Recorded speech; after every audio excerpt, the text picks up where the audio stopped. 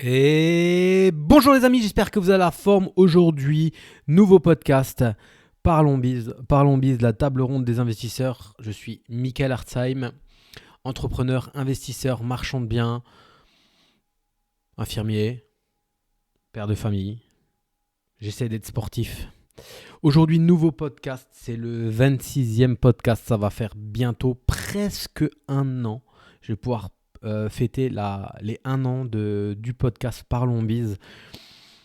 Podcast qui est écouté en moyenne 1000 écoutes par épisode, qui est trop peu pour moi. Beaucoup trop peu. Donc, je vous invite à partager en masse ce podcast. S'il vous plaît, si vous êtes dans quelque chose, si vous apporte quelque chose dans la voiture, au sport, etc. Partagez-le. Parlez-en. Mettez-moi un commentaire, mettez-moi 5 étoiles, etc. qui va m'aider à tout exploser en 2024. Ouais, on est en 2023. Nouveau podcast aujourd'hui. En fait, je ne devais pas en faire. Je vais tout vous raconter. Je ne devais pas en faire aujourd'hui. Et au final, je devais faire mon dossier bancaire pour un nouveau crédit à la banque. Et en fait, je devais faire. Non. Mon associé a fait. Et je ne trouve pas le dossier bancaire de mon associé et le compromis signé dans le Google Drive. Du coup, je lui ai envoyé un SMS. Du coup, il est en train de travailler, donc il a pas le téléphone. Du coup, j'ai rien à faire. Du coup, je fais un podcast. Pour vous raconter ma semaine, les amis. Pour vous raconter ma semaine, on a encaissé lundi. Lundi, on a encaissé la vente de la maison qu'on avait achetée au Mans. On avait fait le défi immobilier avec Yann Darwin. On l'a acheté, donc c'était en septembre. En septembre, ça fait un peu plus de 2 ans. Attends, 2 ans ou 1 an? 1 an et demi? En septembre, ça fera 2 ans. En septembre 2024, ça fera 2 ans en fait. Donc ça fait 1 an et demi. On l'a acheté, on a fait des travaux, on l'a transformé en colocation et on a d'abord on l'a mis en location pour remplir une colocation de neuf. Et on a eu l'année dernière, ça fait 1 an maintenant. Ouais, donc ça va faire. Ouais. Bref, l'année dernière, on a eu des gens qui souhaitaient l'acheter, mais vide. Donc, ça en est parti pour toute une série de négociations pour sortir les locataires, etc. Après, ils ne voulaient plus, après, ils voulaient, après, il y avait ça, après, il y avait ça. Donc, si vous voulez, ça fait 1 an. Entre le moment où on a eu la visite et les gens étaient fortement intéressés et qu'ils allaient se positionner et le moment où on a vendu, il s'est passé 1 an. Donc, on a vendu lundi dernier avec une marge en pourcentage que je ne sais encore pas, parce qu'il faut que j'ai les chiffres exacts, mais avec un billet quand même, qui certes n'est pas le billet qu'on voulait, mais qui est quand même entre ça, c'est toujours pareil, entre ça et ne rien faire, moi je préfère prendre ça. Et donc voilà, donc on va clôturer la société qui avait fait 2 OP de marchand de biens, la première donc au Mans et Toulouse qui a été vendue déjà depuis longtemps. Et on va closer cette société et on aura passé 3 bonnes semaines parce qu'on était au Mans, à Toulouse et à Lille et on en gardera des bons souvenirs et en même temps, au final, on en sortira et grandi psychologiquement et grandi financièrement. Donc pour les personnes qui me suivent aussi sur YouTube, vous regarderez mes derniers podcasts, il y a un monsieur qui s'amusait à commenter tout le temps, vous irez voir ses commentaires. Monsieur, je pense qu'il était scotché au Bon Coin et je pense qu'il devait passer tous les jours devant la maison pour voir si on la vendait. Et à chaque podcast ou à chaque vidéo que je faisais, j'avais le droit à un petit commentaire me disant qu'il avait remarqué qu'on avait baissé le prix, que jamais de la vie on vendra à ce prix-là, etc. Donc permets-moi de te dire qu'on a vendu au prix qu'on avait affiché et que tu ne penserais pas qu'on vendrait. Donc voilà, comme quoi... pendant ce temps que toi tu vérifiais sur le Bon Coin notre maison si elle était toujours à vendre et si le prix était baissé, pendant ce temps nous on encaissait de l'argent et je me pose la question, qu'est-ce que toi tu faisais pendant ce temps pour encaisser de l'argent? Voilà, ça c'est dit, c'est fait. Donc maintenant surtout moi je vais pouvoir aussi récupérer mon apport sur le deuxième bien. récupérer mes bénéfices suite à ces 2 ventes et me positionner sur autre chose. Donc là, on est à l'heure actuelle, je suis avec mes associés en période de vente. J'ai un F2 à vendre à Barberaz, à côté de Chambéry. J'ai vendu un lot sur 3 sur mon immeuble de Saverne. Ça, c'est toujours pareil. Je vous invite à réécouter les anciens podcasts que j'ai faits où je vous parle de cet immeuble de 3 lots, en fait. Je vous en parle depuis longtemps, mais au moins, vous avez la vision de la lenteur que le marchand de biens, que l'investissement immobilier, que cette lenteur-là existe, quoi, en fait, et que ce n'est pas rapide, ce n'est pas facile. Pour toutes les personnes qui me suivent, pour toutes les personnes qui écoutent mon podcast, vous avez vu les rebondissements, les trucs, les compteurs qui n'avaient pas, vous avez vu l'offre qu'on a reçue, finalement le couple s'est séparé, et ils n'achètent pas, finalement le monsieur achète seul. Tout ça, je vous l'ai partagé, et tout ça, vous voyez que depuis mars 2023, on est dessus. Alors on a essayé de faire les choses le plus rapidement possible, c'est-à-dire qu'on a commercialisé tout en étant son compromis. On a signé l'achat de cet immeuble en septembre. On a vendu en novembre un lot, donc on a remboursé quand même une grosse partie du prêt de la banque. On a remboursé une grosse partie de ce que la banque nous avait prêté avec cet argent-là. Et maintenant, j'avais mon notaire au téléphone hier. Quoi qu'il arrive, on signe encore cette année la vente du dernier étage. Ça veut dire que de septembre à décembre, on aura remboursé la banque et déjà une partie de la somme de notre apport personnel sur le compte en banque. Donc en 4 mois, je trouve qu'on était très rapide, surtout avec un taux à 6,75 et je trouve qu'on a été très bon. Et le dernier lot, on signe le compromis. Alors là, une fois que j'ai fini ce podcast, je vais remettre un coup de pression à l'agent immobilier parce qu'on a eu une offre, ça fait presque maintenant 10 jours, d'un monsieur qui achète pour sa fille, voulait voir quel montage il pouvait faire, s'il faisait en démembrement, etc. Il paye cash, donc je veux bien être patient quand le monsieur paye cash. Et du coup, là, il faudrait quand même que je signe ce compromis. Pour après lancer la DIA, la SRU, etc. Et pour que la mairie aussi signe tous les papiers qui vont bien, parce qu'on va rentrer dans une période de Noël, pour qu'on puisse signer en janvier.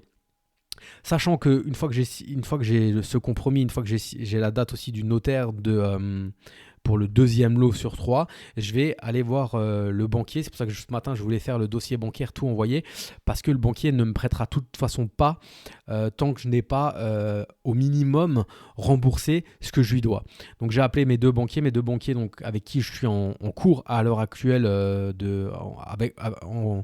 où à l'heure actuelle j'ai des crédits, m'ont dit tous les deux, monsieur Arsheim, vous pouvez m'envoyer le compromis signé, vous pouvez m'envoyer votre dossier bancaire, on va l'analyser, on va déjà un peu bosser dessus, mais on ne vous ne prêtera pas tant que vous n'avez pas soldé ce que vous nous devez. Mais on peut déjà bosser dessus, donc moi pareil, j'anticipe de nouveau. Donc là on a signé le compromis, nous on a signé le compromis il y a 3 semaines, mais on l'a reçu contre-signé seulement la semaine dernière. Mon associé a monté le dossier qui va bien, les photos, etc. Et je vais tout envoyer aujourd'hui ou début de semaine prochaine pour que le banquier bosse déjà dessus, pour que quand on aura vendu, il n'ait plus qu'à nous reprêter pour acheter, quoi. Donc voilà, c'est extrêmement long. Pour vous dire, Saverne, donc de mars à janvier, on va prendre 50 000 euros de bénéfices à peu près, à diviser par 3. Donc c'est pas ça qui va nous rendre millionnaires. Mais encore une fois, je ferai probablement un podcast avec les chiffres exacts, vraiment tout ce que tout nous a coûté. Là, mais on a chopé en expérience création de règlement de copro, on a chopé en expérience pas de compteur quand il faut rajouter des compteurs. Bon, cette expérience je l'avais déjà, mais pas forcément en Alsace. Là je l'ai chopé pour à faire en Alsace. On a chopé extrêmement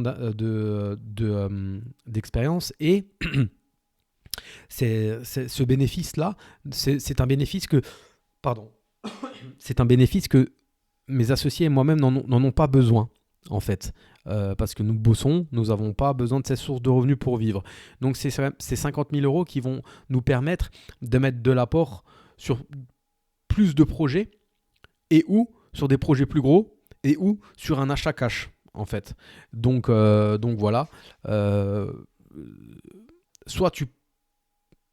Alors moi, des fois, j'ai mon cerveau qui vrille, qui me dit, putain, tout ça pour 15 000 euros, tout ça pour 20 000 euros. Oui, mais c'est soit ça, soit tu fais rien. Ou soit tu vas sur des OP à 2 millions pour prendre 200, 300 000 euros de bénéfices. Mais je ne sais pas si je dormirai de la même manière. Je peux aussi un jour dire je vais faire maintenant une grosse OP pour prendre cash directement 200 000, 250 000 euros. Je sais pas. Je sais pas. Avec mon associé, on s'est fixé comme objectif en 2024 d'avoir 5 OP en cours. 5 OP sur l'année à 3 associés. Donc c'est pas énorme si on regarde. Et des OP qui vont nous... Ben, voilà, après on verra les OP, on les a pas, mais 5 OP. Donc là, à l'heure actuelle, on est sous compromis pour une OP, donc on en aura déjà une. Moi, je vais signer un compromis encore cette année pour 3 lots. 3 lots en liquidation, donc ça je sais déjà à quel point ça va être extrêmement long, liquidation judiciaire j'ai l'habitude, mais après par contre ce sera plus simple, parce que c'est 3 lots dans une copro de 4 lots, la copro est déjà créée, une des propriétaires, donc la quatrième est très bien, je vais pouvoir me mettre avec elle. J'ai juste une chose, un impondérable que je ne connais pas, c'est que sur les 3 lots que j'achète, j'ai un lot où le propriétaire est dedans et je vais devoir le sortir. C'est la seule, à l'heure actuelle, c'est le seul impondérable que j'ai. Vu la grosse négo, je vous rappelle, pour les personnes qui n'ont pas suivi les derniers podcasts, il y avait un compromis qui avait été signé à 134 et moi je signe un compromis à 60. Donc ça, j'achète cash. L'impondérable de la banque, je ne l'ai pas. Les frais de dossier, monter le dossier bancaire, attendre qu'on nous dise oui ou non, ça je n'ai pas.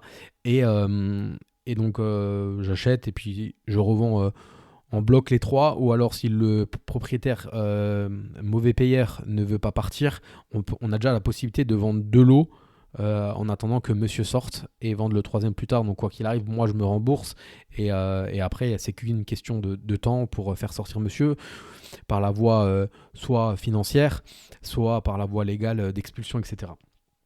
Donc voilà, vous suivrez, je vous parlerai de tous ces péripéties dans les prochains podcasts. Donc voilà, Le Mans c'est fait, Toulouse c'est fait, la SAS Fox 2 n'a plus de biens et va être liquidée. Donc ça c'est cool, on avance. Et aujourd'hui, sinon dans le reste de la semaine, j'avais pas grand chose.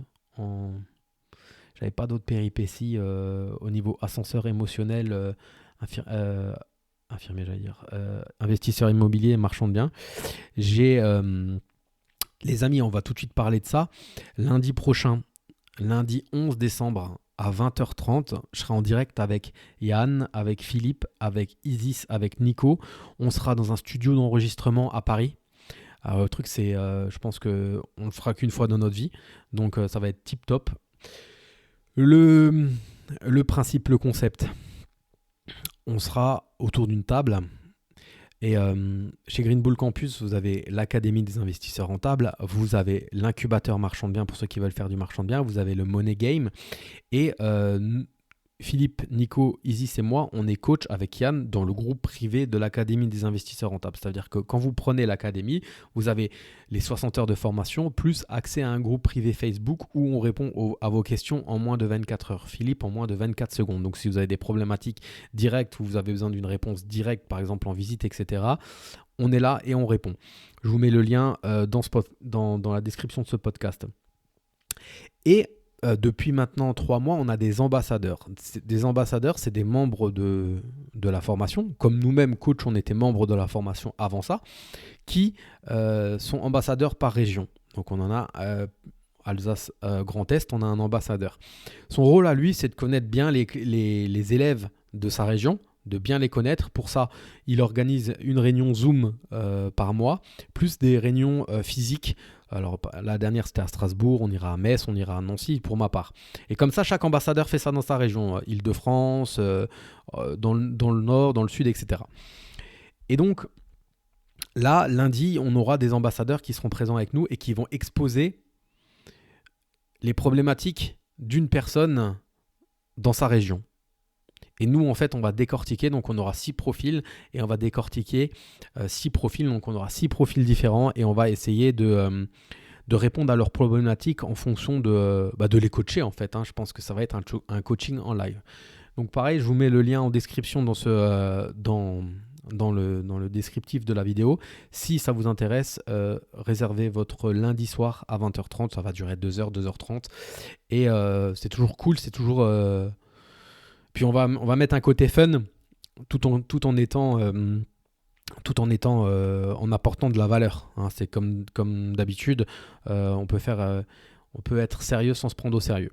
Donc ça c'est lundi, c'est à 20h30, ça s'appelle la brigade rentable, donc n'hésitez pas à vous inscrire.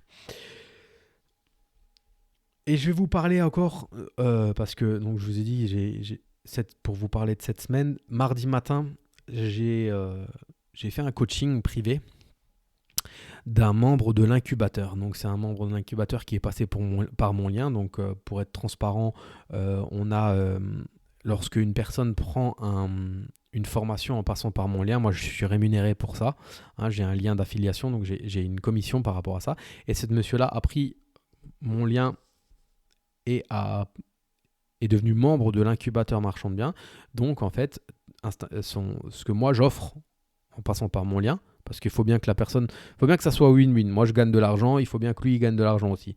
Et donc ce que moi j'offre quand on passe par mon lien, c'est un coaching, un accompagnement d'1 heure ou 2 ou 3 en fonction de l'OP qu'on peut avoir. Généralement, je préfère que les personnes aient déjà visité un truc, aient déjà une offre acceptée ou en période de négociation pour qu'on ait matière à parler de ce coaching. Le but, c'est pas d'avoir un coaching juste pour se regarder dans le blanc des yeux et que ça n'apporte rien. Donc, il m'a appelé, il m'a dit là, j'ai quelque chose. Est-ce qu'on pourrait, comme il habite pas loin de chez moi, est-ce qu'on pourrait se voir? Donc, je suis allé chez lui mardi matin et franchement, pour vous dire clairement, c'est presque un coaching qui s'est inversé un moment. C'est presque un moment, il y avait un moment où c'était lui qui me coachait, clairement, c'était lui qui me coachait, sur la partie bourse en fait.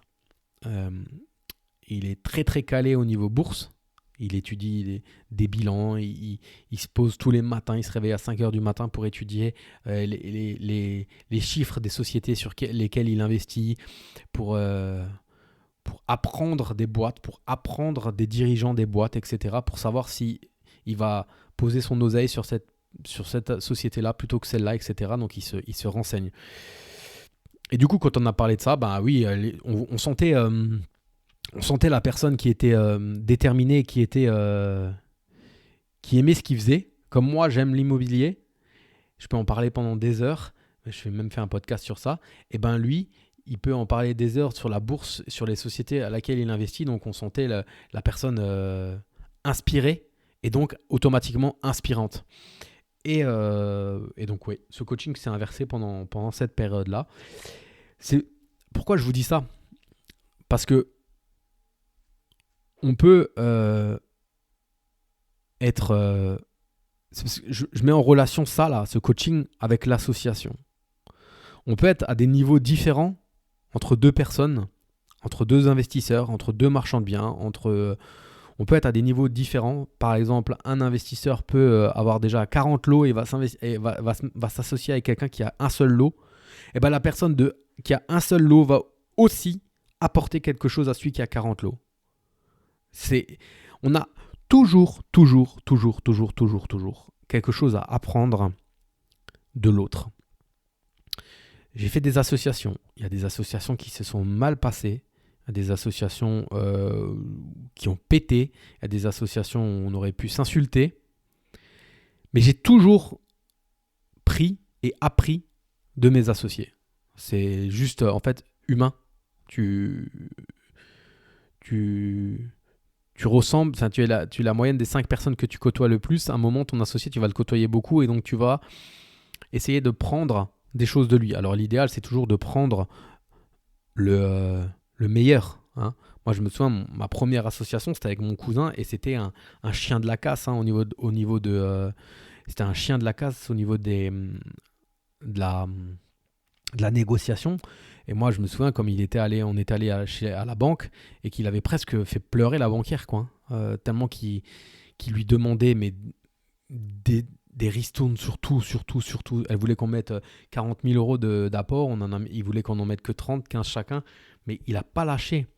Et il achetait des blancs, etc. Et moi, je me souviens, j'étais au tout début de ma carrière d'investisseur. Et ça, après, j'ai commencé à faire comme lui, hein. J'ai commencé à faire comme lui et pas à faire pleurer les gens, mais quand on est descendu, on est arrivé dans la voiture, j'ai dit t'es quand même un sacré enculé, hein. J'ai dit je croyais qu'elle allait pleurer un moment, mais non, il m'a dit mais non, regarde, on a eu ce qu'on voulait. On a eu seulement 30 000 euros d'apport à mettre. Donc voilà. Donc tout ça pour vous dire que, pour vous résumer et vous dire que l'association a des mauvais côtés parce que des fois il faut aussi pouvoir discuter avec ses choix, il faut pouvoir... moi des fois des fois il faut pas répondre à chaud et, et temporiser et répondre seulement après. Des fois on n'a pas la même façon de faire, donc il faut accepter que l'autre personne n'ait pas la même façon de faire. Des fois on ferait ça mais pas ça et c'est très très très très compliqué. C'est très très compliqué, mais sans ça, pour moi, on va moins vite. Clairement, on va moins vite. C'est sûr et certain, on va beaucoup, beaucoup, beaucoup moins vite. Donc, pour revenir sur ce monsieur, Joël, euh, c'est quelqu'un qui s'est sorti vraiment les doigts du cul. C'est vraiment quelqu'un qui s'est sorti les doigts du cul, qui n'a pas été un consommateur extrême de formation. Et franchement, je l'écoutais parce que moi j'avais besoin pour le coacher de connaître son patrimoine, hein. Donc c'est quelqu'un qui travaille à l'usine, qui est vite monté à l'usine, qui est maintenant chef d'équipe avec 18 bonhommes en dessous de lui, donc qui a aussi la possibilité maintenant de gérer un peu son emploi du temps comme il veut. Donc rien que ça déjà, quand on vous dit d'être le meilleur à un moment, si vous avez une bonne boîte, vous avez une boîte avec une perspective d'augmentation, si vous êtes le meilleur à un moment, vous allez grimper. Et lui, c'est le cas. Il a grimpé et derrière, il s'est retrouvé de il s'est retrouvé d'artisan, d'ouvrier à chef d'équipe à qui il va pouvoir dire, à qui il peut dire maintenant, et c'est le cas, il me l'a raconté, qu'un agent immobilier a rentré un mandat, qu'il l'a appelé tout de suite, qui lui a dit il faut que tu viennes là maintenant, parce que si tu viens pas maintenant, ça sera vendu à midi. C'est quelqu'un qui a pu partir de son job à l'usine et aller faire 40 bornes pour aller voir le bien et pour pouvoir se positionner et l'acheter au prix. Parce que c'était une anomalie de marché. Ça, il a pu le réussir que parce qu'il avait, avant ça, en amont. Donc c'est pour ça que c'est un travail à long terme. Et je vous dis toujours, c'est toujours, toujours, toujours du long terme. Euh, il a mis les choses en place et il a bossé et voilà. Donc il a acheté ça. Pareil, il a fait les choses correctement. Il vivait chez ses parents.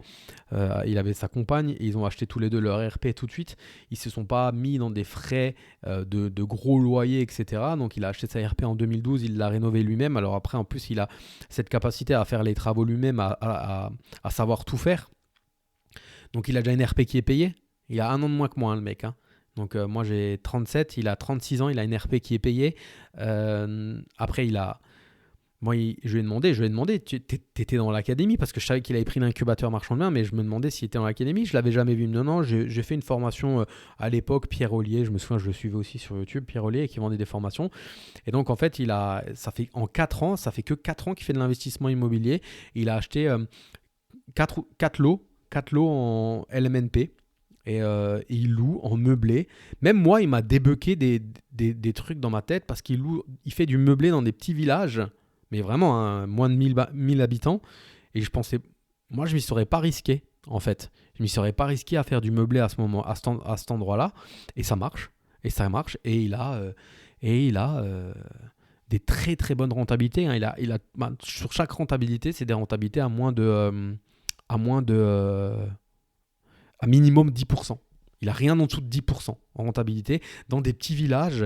Alors, ok, vous allez me dire, là où il a bien géré, c'est que là où moi, je vais déléguer un artisan et je vais avoir pour 20 000 euros de travaux, vraiment 20 000 euros de travaux, lui, il en avait pour 4 000 parce qu'il l'a fait lui-même. C'est quelqu'un qui charbonne beaucoup, qui prend, voilà, qui est capable de prendre 2 semaines et travailler jusqu'à 23 heures dans les appartements pendant 2 semaines. Mais c'est quelqu'un qui est quand même bon pour une de ses OP qu'il a acheté au père d'une connaissance, il a négocié les clés. Il a négocié les clés avant. Hein, en fait, donc si vous voulez, il a signé le bail pour l'entrée de son locataire le lendemain de l'achat. Moi, j'ai déjà anticipé dans ma vie. Hein. J'ai déjà vraiment anticipé. J'ai déjà fait des démolitions quand j'étais sous compromis. J'ai déjà fait un peu de placo quand même déjà quand j'étais sous compromis. Mais je n'ai jamais anticipé à cette vitesse-là. Donc, chapeau. Chapeau. Hein. Donc là, et à chaque fois, il négocie des différés. Pour vous dire, il a négocié un Pinel. Comment il a fait ?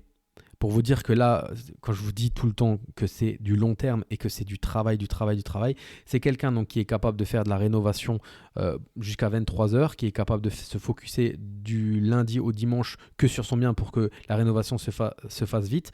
Comme c'est quelqu'un qui s'est sorti les doigts du cul et qui a bien bossé pendant longtemps, c'est quelqu'un qui a des bonnes places au niveau du travail, qui peut avoir des avantages sur l'achat de la peinture, des choses comme ça. Donc automatiquement, il gagne de l'argent là-dessus. Et aussi, c'est quelqu'un, quand il décide de visiter, c'est quelqu'un qui va faire 15 visites par semaine. Et quand je vous dis qu'il faut faire 15, 20, 30 visites par semaine, moi, je ne le fais pas personnellement, hein, mais mon associé le fait. Et donc, il fait 15, 20 visites et donc, il a du réseau au niveau des agents immobiliers et il y a un agent immobilier qui lui propose un Pinel. Et trop cher. Pinel à Strasbourg, trop cher. Mais de fil en aiguille, il arrive à savoir qui c'est le promoteur. Il contacte le promoteur. Il a une chance monstre. Alors, c'est même pas une chance. Il faut que j'arrête de dire ça. C'est pas une chance parce que ça m'énerve. Sa chance, il la secoue. Sa chance, il va la chercher. Parce que s'il n'avait pas appelé le promoteur, c'est pas de la chance. Il appelle le promoteur il lui propose de se voir. Le promoteur se déplace. Et apparemment, c'est le dernier lot sur 80 lots qui vend en Pinel. Et il arrive à négocier ce bien-là. Et c'est un Pinel qui lui met ses impôts, ses impôts sur le revenu foncier à 0 et qu'il a négocié fortement. Ben voilà, les amis. Je dis pas, hein, moi je dis toujours, le Pinel, on te le vend comme un... Le Pinel, on te le vend comme un... On te met en avant uniquement ce que tu vas gagner en déduction d'impôt. Par contre, à aucun moment on te dit que, parce qu'il y a des Pinel, c'est ça, hein, que tu dois mettre au bout tous les mois. Donc automatiquement, ça augmente ton taux d'endettement, ça baisse ta capacité d'emprunt.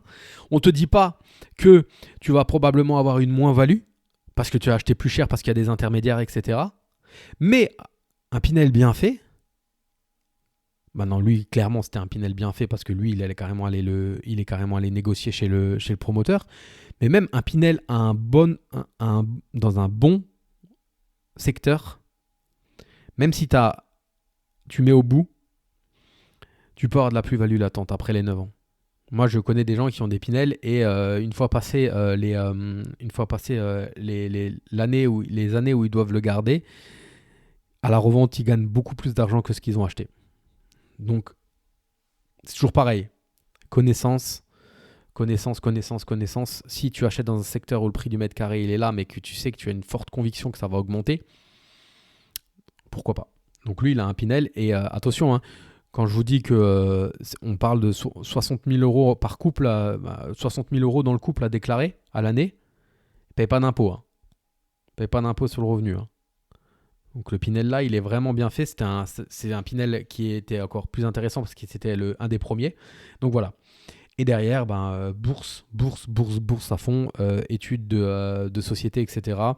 Voilà, le mec il bosse, il charbonne. Franchement, moi j'étais là, je l'écoutais parce que j'ai besoin de data. Hein. J'ai énormément besoin de connaître la vie des gens pour les aiguiller au mieux. Et c'est exactement ce qu'on va faire lundi prochain. J'ai besoin de savoir combien ils gagnent, quel âge ils ont des enfants, ce qu'ils font dans la vie. Ce qu'ils ont envie, ce qu'ils peuvent et ce qu'ils ont envie de faire en plus. Tout ça, j'ai besoin de le savoir, sinon je ne peux pas les aiguiller correctement. Si moi je leur dis va acheter ça et fais les travaux toi-même et le mec n'a pas envie de prendre du temps pour faire les travaux, je vais mal le conseiller, donc il faut que je sache tout ça. Et donc pendant ce temps-là, pendant ce coaching, je l'écoutais et Et en fait, je me disais, bah, bravo, hein, bravo, bravo. Donc là, après, il est, il a une OP, il y a une offre acceptée sur un appartement. On a regardé si ça valait le coup de le faire en marchand ou pas. La question que je lui ai posée, c'est est-ce que tu en as marre du locatif? Si tu en as marre du locatif, fais-le en marchand parce que tu peux prendre allez, 20 000 euros. C'est un petit appartement. Et lui, il n'en a pas marre. En comparaison à moi, qui à l'heure actuelle en a marre de les empiler les lots en locatif. Donc je dis bah fais-le en locatif et il est il a visité un immeuble de 4 lots pour une revente à la découpe avec une potentielle marge de entre 80 et 100 000 euros net. Donc on a étudié, après on s'est focalisé sur ça et on a étudié ça et là par contre on a posé les chiffres et s'en est sorti la conclusion qu'il faut encore négocier le prix, il faut l'acheter encore moins cher pour que ça donne quelque chose. Et surtout, là par contre, je lui ai dit, parce que dans sa projection, c'était acheter l'immeuble, 4 lots, les rénover et les revendre. Il a toujours tout fait lui-même. Donc là, je lui ai dit attention, attention, attention. Même le banquier, il va tilter sur ça, il va pas aimer. Il faut absolument là que tu t'entoures d'une équipe maintenant. Tu vas commencer à grossir. Il faut que tu t'entoures d'une équipe. Tu peux pas, toi, dire je fais du lundi au dimanche soir. Tu as une femme, tu as des enfants, tu as un enfant. Tu peux pas dire je fais que ça. Surtout sur un immeuble, parce que là, tu vas te perdre. Donc là, il faut absolument que tu te gardes un appart pour faire de la peinture, comme tu as l'habitude de faire, pourquoi pas. Mais il faut absolument que tu t'entoures d'artisans. Comme on habite dans le même secteur, je lui ai donné la liste de mes artisans et il va faire. Après, je lui ai aussi ouvert l'esprit sur... Est-ce que tu t'es posé la question si tu crées la copro et que tu revends à la découpe en l'état juste en rénovant les communs, si tu ne gagnes pas quelque chose aussi? Parce qu'entreprendre 80 000 euros, mais dans un an et demi, parce qu'il faut que tu rénoves tout, et prendre 50 000 euros, voire 45 000 euros en 4 mois, parce que derrière, tu vends juste en l'état, exactement comme je vous ai expliqué ce que j'ai fait à Saverne, bah moi, je préfère aller plus vite. Hein. Perso, moi, je préfère aller plus vite. Et je vous le dis de plus en plus... Je suis prêt à baisser largement ma marge, à aller entre 15 et 20, à aller en dessous des 20 pour aller plus vite que d'avoir 22 et que ça dure encore 6 mois. Parce que en marchant, en immobilier général, c'est déjà extrêmement long. Mais en marchant, je crois que plus vite tu fais circuler l'argent, mieux c'est. Surtout quand tu as des taux à 6,75. En parlant des taux, là, il y a une petite lueur qui montre le bout de son nez, qui me fait penser on est arrivé sur un haut de marché, entre guillemets, sur un haut de taux, et que ça va plus monter. Je dis pas que ça va descendre, ça va stagner un petit peu, et après ça va descendre lentement, très lentement. Mais à l'argument de ouais, les taux sont trop hauts, ça vaut plus le coup, t'as plus de cash flow. Oui, t'as plus de cash flow, hein, c'est certain.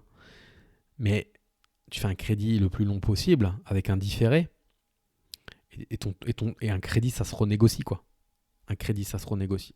Donc, ça, c'est aussi une objection parce que moi-même, hein, jusqu'à 24-25 ans, alors que je voulais souvent investir, je me trouvais tout le temps des excuses. Ouais, il y a ci, il y a ça, ça a trop monté, ça a trop ça. La bonne affaire, tu te la crées toi-même. Et pour ça, il faut visiter, il faut négocier, il faut connaître son secteur, il faut savoir qu'est-ce qui se vend, qu'est-ce qui se vend pas, qu'est-ce qui se loue, à combien ça se loue. Et c'est que comme ça que tu vas créer ta propre bonne affaire. Et on n'en a rien à foutre des DPE, on n'en a rien à foutre des taux qui ont augmenté, on n'en a rien à foutre du contexte, on n'en a rien à foutre de la guerre en Ukraine, du Covid, etc. C'est toi-même qui vas aller, en ayant les armes, en sachant l'histoire du bien, le contexte, négocier pour te créer ta bonne affaire. Et après, bah, tu as les connaissances pour savoir combien tu vas louer, pour savoir si tu peux faire du meublé, si tu veux faire de la coloc, si tu peux faire de la location courte durée, etc. Ah voilà, je voulais encore vous parler de... Hier, j'ai eu l'appel d'une femme des impôts parce que mon comptable a fait une demande de dégrèvement de la taxe d'habitation. Les amis, comment dire? Elle m'a laissé un message me demandant de la rappeler. Déjà, c'était un 06, je trouve ça bizarre. Je l'ai rappelé, mais j'ai jamais vu ça. La meuf, elle a passé 19 minutes à parler pour rien dire. Pour qu'au final, je dise, écoutez, je sais pas. Ce que vous me dites là, dans l'espace membre, on vous a écrit, c'est mon comptable qui a la main dans mon espace membre, ce n'est pas moi, c'est soit mon comptable, soit ma secrétaire. Je dis, je ne sais pas, vous me parlez de choses que je ne sais pas du tout. Si mon comptable il fait la demande d'un dégrèvement pour la taxe d'habitation parce qu'on paye la CFE, parce qu'on fait de la location courte durée, je ne sais pas. Oui, oui, et elle continue. Je dis, mais putain, mais ça c'est payé par nos impôts. Je raccroche, je dis, écoutez, je vais raccrocher parce que j'ai un rendez-vous.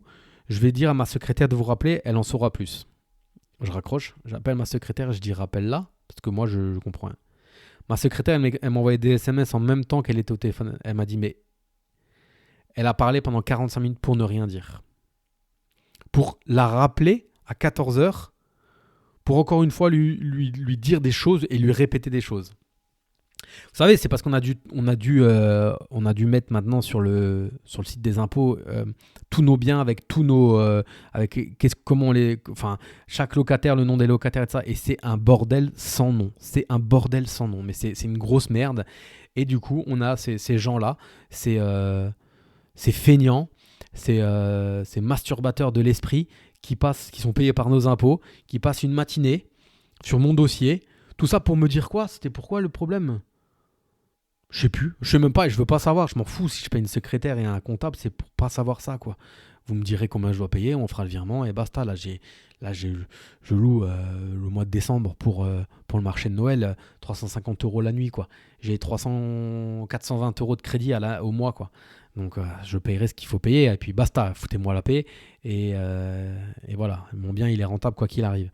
C'est toujours pareil, il y avait un compromis qui était signé à 109 et moi je l'ai acheté, qui a sauté, et moi je l'ai acheté 85 ce bien-là, qui m'est revenu aux alentours de 100 et qui est estimé à l'heure actuelle à 250 000 €. Voilà, c'est ça qu'il faut faire. Et quand c'est comme ça, et quand tu es dans cette position-là, que tu as un crédit de 430, 435, quelque chose comme ça, que derrière tu as 150 000 € de plus-value latente et que tu as, je sais pas moi, allez à l'année, si on met sur l'année, je pense que tu as 1000 € de cash flow. Et ben voilà, la meuf, elle te fait chier à payer ta taxe d'habitation ou ça, ou ils ont sorti une nouvelle loi avec une... Je sais pas, elle m'a parlé d'un truc, je suis pas sûr de moi à 100%, mais qu'ils auraient mis une taxe d'habitation bis pour les gens qui font la location courte durée. Même elle était pas sûre à 100% de ce qu'elle racontait. Donc j'ai dit ouais, laisse tomber. Vous me ferez un résumé détaillé et juste le moment venu. Et vous me direz où est-ce que je dois signer le chèque et je le ferai. Donc voilà les amis pour ma semaine, ma super semaine. Et lundi ça sera fort. Hein. Lundi Paris. Et j'espère que vous serez en live avec nous à 20h30 lundi 11. Voilà les amis, je vous mets tous les liens sous ce podcast pour les personnes qui sont sur Instagram en direct avec moi. Je vous remercie de m'avoir écouté. Pour les personnes qui m'écoutent en podcast, mettez-moi 5 étoiles, abonnez-vous, parlez-en. Pour les personnes qui écoutent sur YouTube, mettez-moi un commentaire, partagez, etc. Pour les personnes qui ne me suivent pas sur Insta et qui voilà, essayez ça, suivez-moi sur Insta, l'investisseur boxeur. Je vous dis à plus. Ciao, ciao.